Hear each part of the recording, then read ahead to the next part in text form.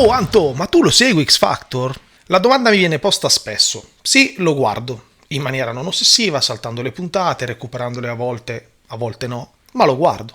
Lo guardo con la speranza ogni tanto di poter sentire parlare di musica in modo serio, cogliere qualcosa di utile nascosto in qualche commento tecnico, consigli di spessore. È una cosa che comunque non succede da tanti anni, ma d'altro canto da chi dovrebbero provenire? Appartengo, Dio ci tengo, se prometto poi mantengo, ma appartieni se ci tieni, tu prometti e poi mantieni, prometto, prometti.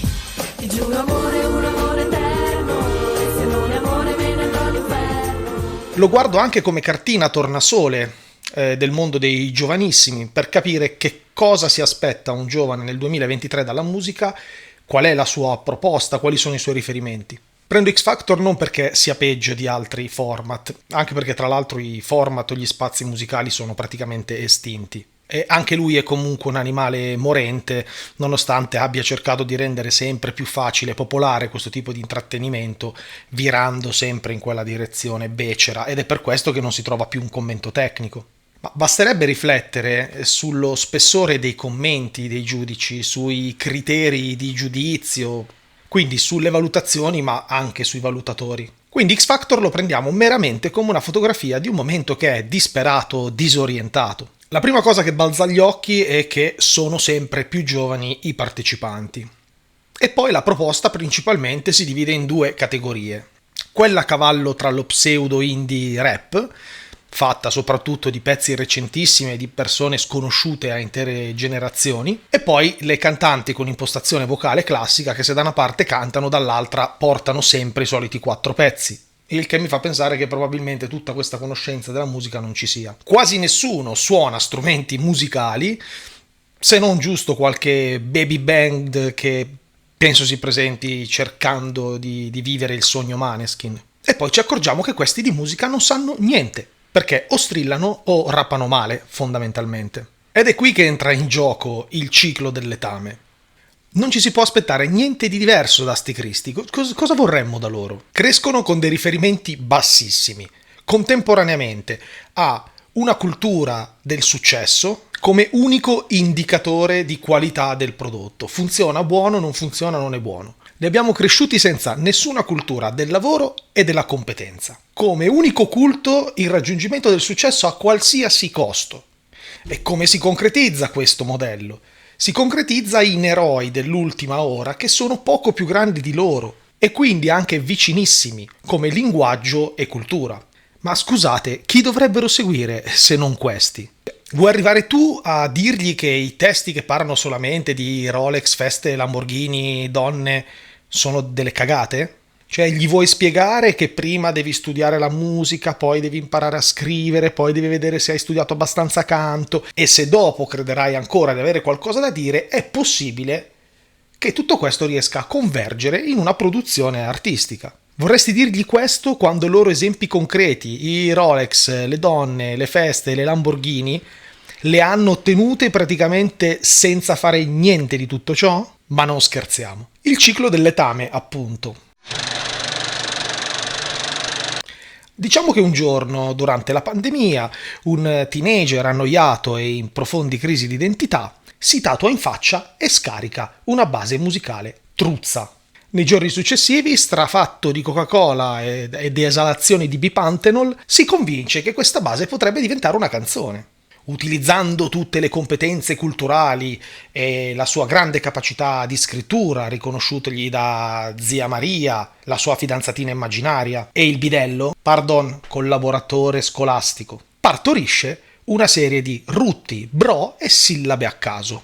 Gli amici, non per supportare il suo bisogno artistico, ma per prenderlo per il culo in maniera massiva, iniziano a pubblicare a go-go il video di questo deficiente che perde definitivamente la dignità.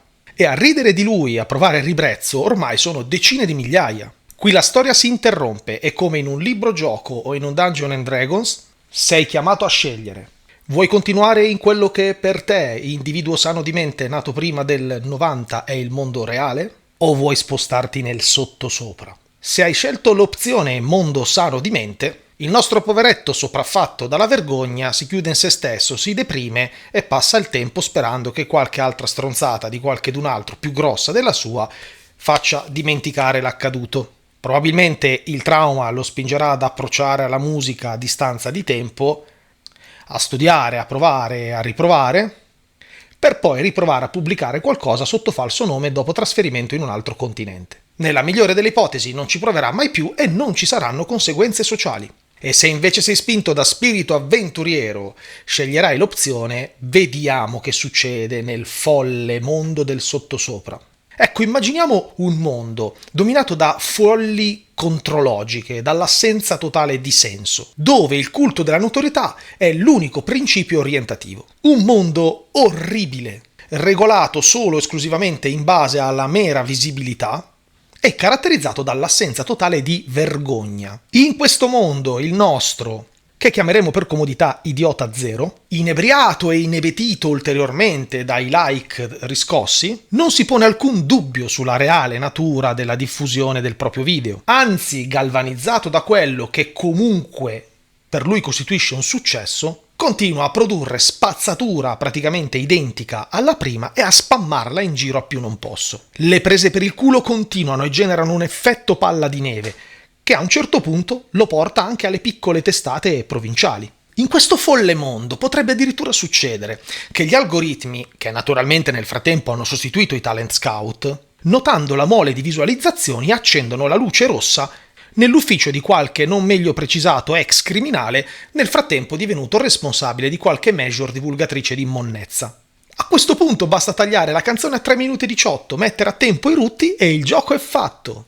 Nel giro di pochissimo la sentiremo ovunque, letteralmente ovunque. E nonostante il sospetto che nonostante giri in radio sia ancora una canzone di merda, saranno sempre in meno a pensarlo. Nel frattempo qualche giornalista ad honorem, con la spiccata prerogativa della tendenza alla prostituzione intellettuale, scriverebbe che il genio si è manifestato sotto forma di rutti e sillabe. In realtà rappresentano la manifestazione di un giusto dissenso generazionale, la rottura di comuni schemi vecchi e stanti, un valoroso atto di ribellione che innalza la musica alla poetica più coraggiosa e pura. E aggiungerebbe che negarne lo spessore artistico significherebbe essere dei boomer. I pochi sfuggiti al virus dell'idiozia globale, d'ora in poi chiamati per comodità pazzi e rompipalle, vedendo il re nudo esclamerebbero «Oh, ma guardate che sta roba fa schifo! I giornalisti ci raccontano solo cazzate, ma questa roba fa schifo!» Ma verranno accolti solo da sguardi torvi, mamme che scriveranno su internet come rutta lui!»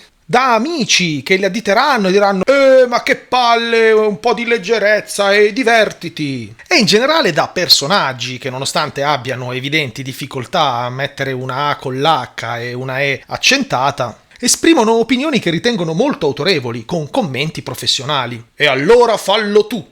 Ha avuto 1 milione di like, scritto LAIC. E allora noi siamo tutti scemi e capite solamente voi. Se ne capivi, eri al posto loro. Boomerone, devi capire il progresso. Ma ormai il danno è fatto, l'effetto valanga è assicurato. I poeti del rutto, per i quali nel frattempo avranno coniato un qualche tipo di sottogenere per cercare di dare una credibilità, sì, qualcosa come undercultural shit pop, si moltiplicheranno come le bottiglie di birra nel mio secchio del vetro e invadendo il mercato, diventando eroi dei nuovi adolescenti, che avranno come idoli dei perfetti idioti incapaci, privi di cultura e talento. Ed è in loro che si identificheranno, anche perché in comune hanno proprio la mancanza di queste qualità. Ehi bro, ma anche io sono un imbecille privo di talento, posso farcela! E così si presenteranno a X Factor, o qualsiasi altra porcheria super popolare, perché in fondo è la visibilità che conta, no? Però la concorrenza ormai è tantissima e contemporaneamente il pubblico sempre più idiota. La gente vuole cose semplici. L'edizione del concorso sarà vinta da uno che ha più tatuaggi in faccia che giorni di scuola, ma ha presentato un'idea geniale, una canzone di soli 2 minuti, con la stessa base truzza e un testo molto simile a quella dell'Idiota Zero. Diventato famoso per rutti e sillabe, la sua genialità sta nel togliere le sillabe.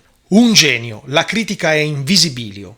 Questa idea incredibile di scollegare l'emozione dal linguaggio, la fuga dal materialismo della parola, esistenzialismo puro, avanguardia. Ecco, abbiamo il nuovo standard di riferimento. Orde di nuovi giovani si sostituiranno alla generazione precedente che nel frattempo è cresciuta di qualche anno. E sebbene in teoria dovrebbero fare i lavapiatti a Londra, così imparo la lingua. In realtà stanno mettendo radici in qualche facoltà del cazzo tipo scienze della gente uguale ad altra gente. E quale sarà il sogno di questi giovani, di questi nuovi giovani? Fare successo a tutti i costi seguendo quei modelli che lo hanno ottenuto in quella maniera e quindi cercando di fare canzoni più brevi, più scarse, più volgari, più inutili e presentarla al prossimo X Factor. Ma vediamo come andrebbe a finire per alcune delle figure chiave del nostro racconto distopico.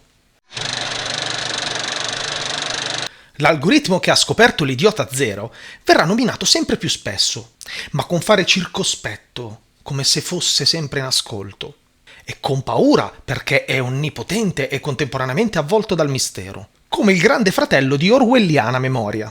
Poi gli verranno anche affidate le risoluzioni dei conflitti geopolitici e l'ultima parola in caso di attacco nucleare. L'idiota zero, ormai 22enne e quindi fuori da qualsiasi logica di mercato musicale, passerà i primi tempi cercando di campare mettendo firme in qualche centro commerciale, poi cercando di partecipare al Grande Fratello, quello di berlusconiana memoria, e infine rilasciando in preda agli psicofarmaci continue dichiarazioni sui suoi volubili appetiti sessuali, sulle sue verdure preferite, sul fatto che si sente prima uomo e poi donna, rigorosamente e puntualmente riportate dall'autorevole quotidiano online FamPage. Lascerà questo mondo lamentandosi che non c'è più spazio per l'arte. Tra gli esigui sopravvissuti della categoria pazzi rompipalle, alcuni continueranno a cercare la qualità, a dire che il re è nudo e a perdere tempo e denaro dietro a passioni fondamentalmente inutili e costose oppure menti ineducabili. E tra questi qualcuno tenterà addirittura di aprire un canale YouTube con l'obiettivo di offrire uno spazio agli altri pazzi rompipalle del pianeta.